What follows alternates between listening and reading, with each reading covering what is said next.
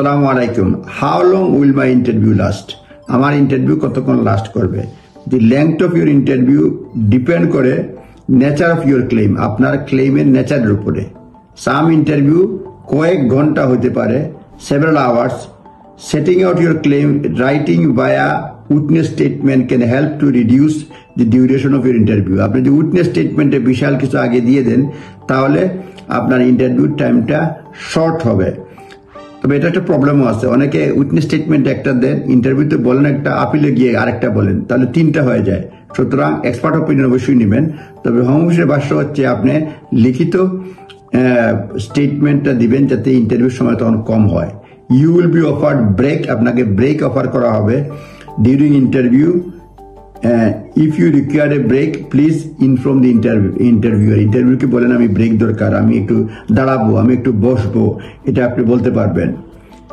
তবে আপনি ইন্টারভিউতে you can bring something to eat, কিছু খাওয়ার জন্য কিছু নিয়ে যেতে পারবেন।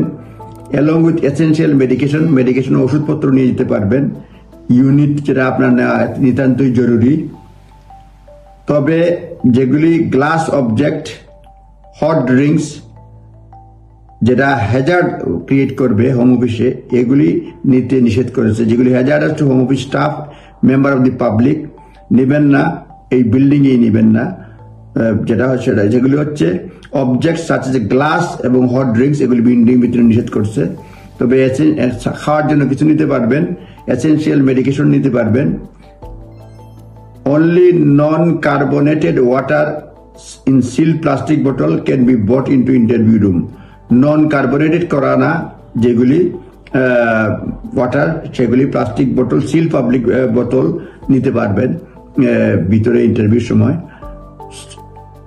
মোট কথা আপনি স্টিল ওয়াটার নিতে পারবেন, সিল এটা বলছে। সুতরাং আপনি নিয়ে গেলেই বুঝতে পারবেন আপনার সিকিউরিটি আটকে দিয়ে দিবে।